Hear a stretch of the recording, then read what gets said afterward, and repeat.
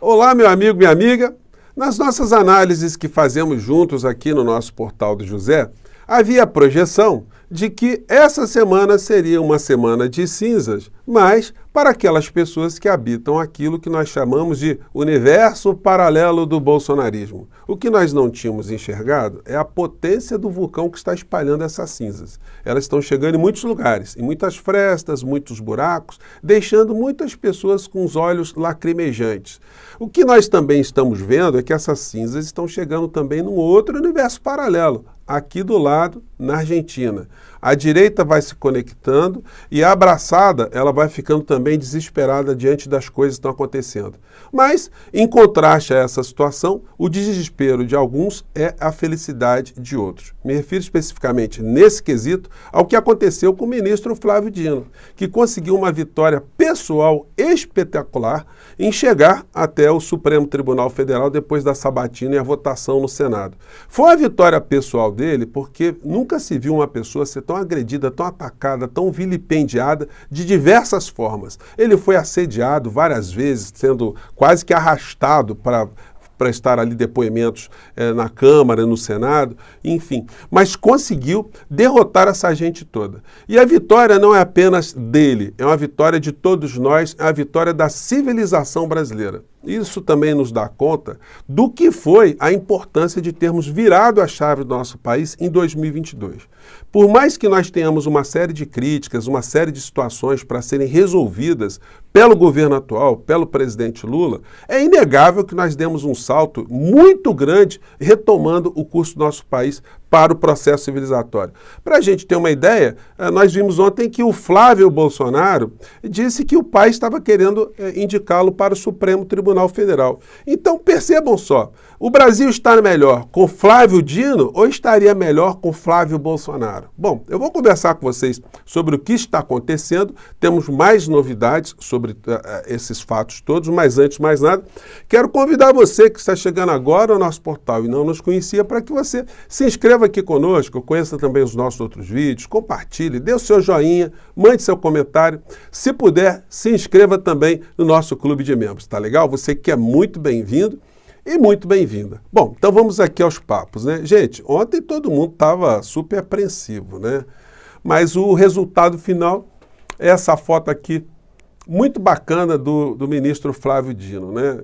Enfim, essa gente, eles estão absolutamente desesperados porque o paradoxo é esse, né? Quanto mais a euforia, quanto mais foi a energia, quanto mais foi a esperança calcada ali numa série de fundamentos falsos, quanto mais foi o envolvimento, a mistura de religião nessa história, maior está sendo a decepção, maior está sendo a queda, maior está sendo o número de interrogações. Porque se venceu alguém para essa gente, né, que era a representação, encarnação do mal, então hoje eles estão, de fato, com um desespero muito mais acentuado, né?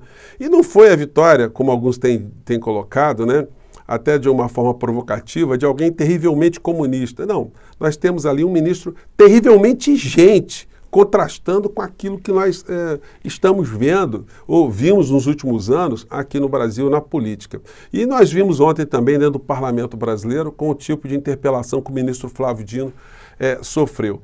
Mas tem uma coisa também muito interessante, né? Como ele conseguiu levar tudo ali dentro do bolso, né? O cara chegava, fazia uma agressão, pum, ele colocava, pum. É uma diferença muito grande, né? Contrasta também com outras situações que eu vou mostrar aqui para vocês. E o desespero hoje está assim, ó, ao que estava todo eufórico, né? Que ia fazer a maior manifestação, milhões de pessoas iriam para as ruas, né? Ó, agora aceita, meu filho, olha a situação aí, ó. É isso aí, galera. O resultado saiu, 47 votos favoráveis, 31 votos contra. Flávio Dino agora é um novo ministro do STF. A sensação que eu tenho é que nós estamos saindo da frigideira e pulando direto na fogueira.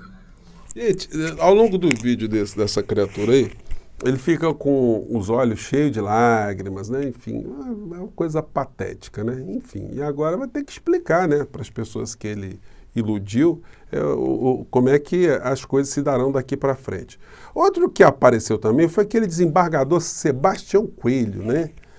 o mais novo pupilo jurídico da extrema-direita aqui no nosso país. Aí vem. Uma noite triste, não é mesmo?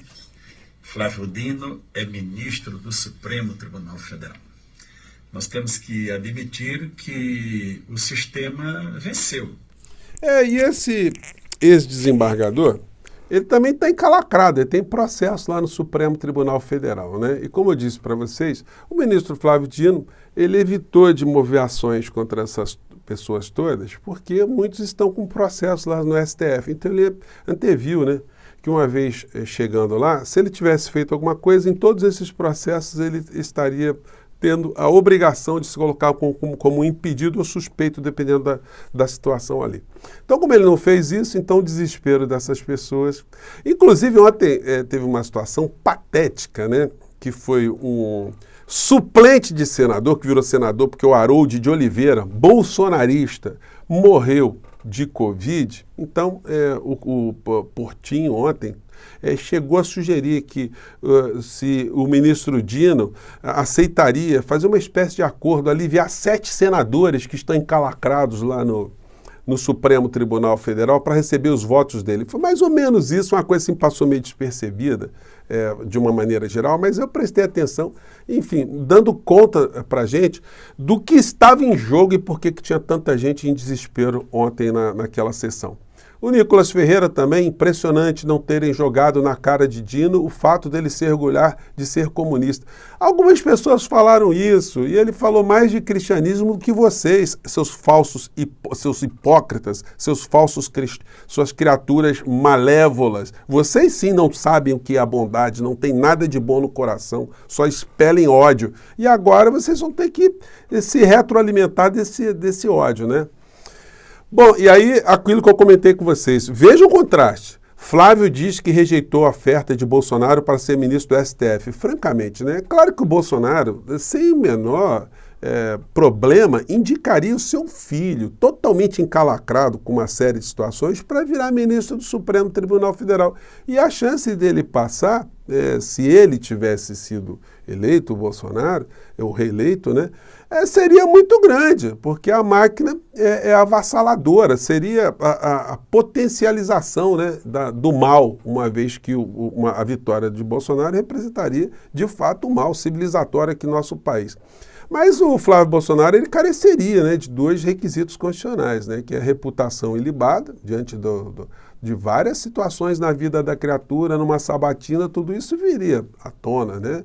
E o notório conhecimento jurídico, que é uma coisa também que falta para a criatura. Mas o Bolsonaro iria indicar assim mesmo.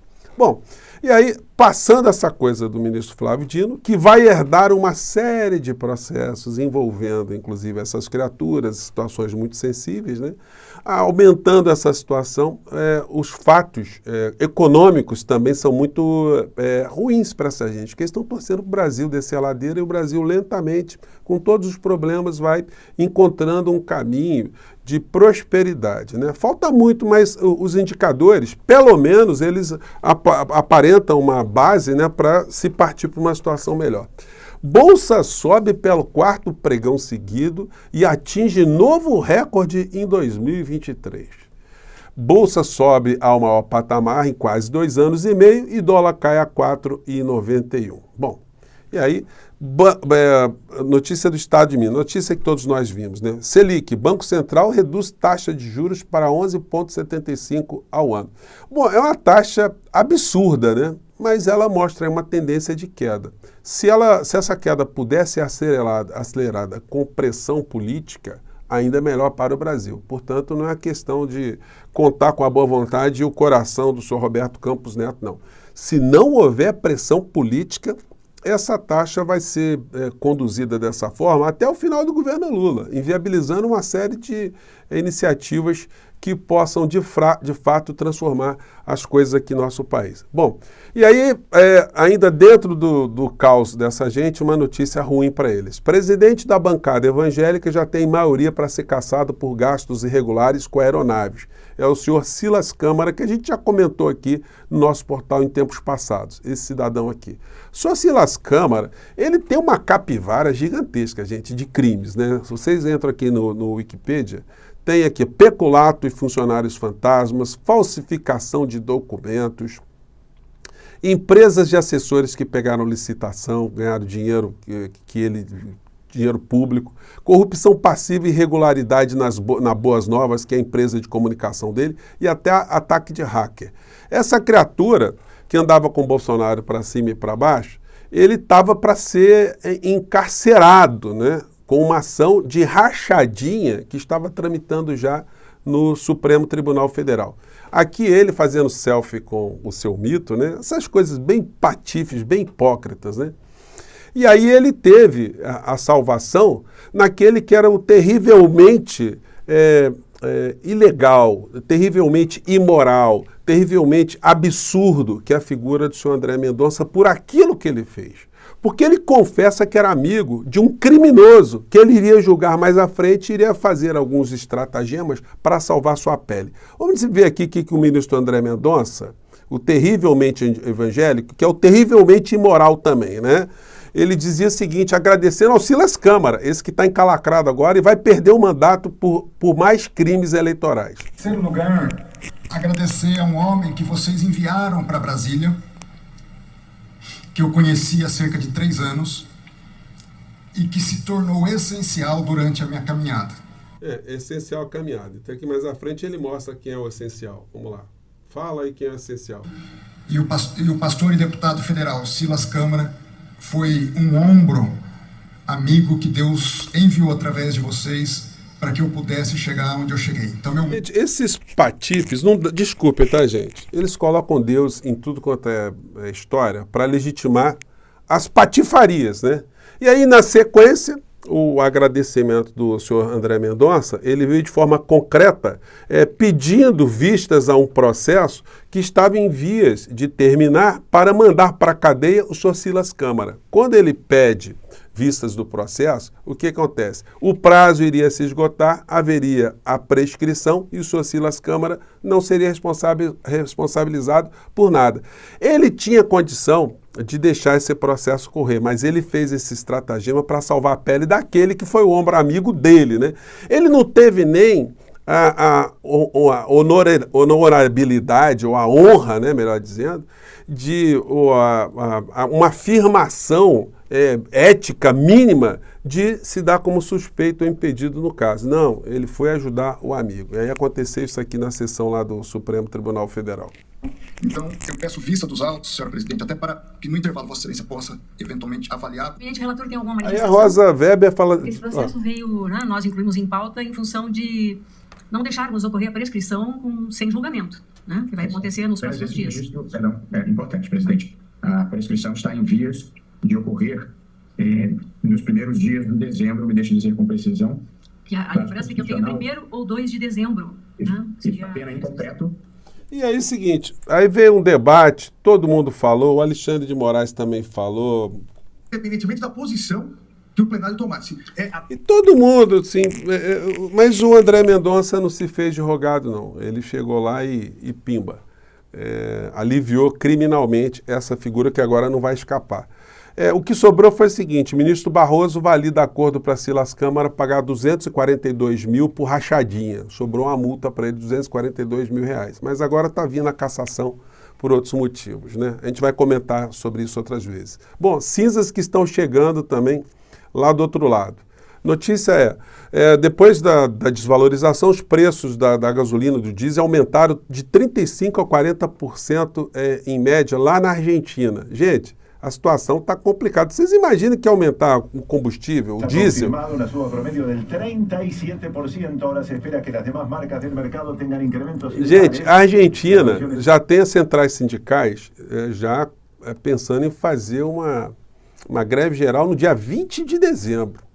Então, eu quero ver essas criaturas aqui depois fazerem las armitas com las manas, depois que esse mingau azedar de uma maneira geral, né? Eu quero ver eles visitarem a Argentina, eu quero ver eles lembrarem do Milei, quero ver eles dizerem, faz o M de Milei, peguem a motosserra, Vamos aguardar. As cinzas estão indo por vários lugares, né?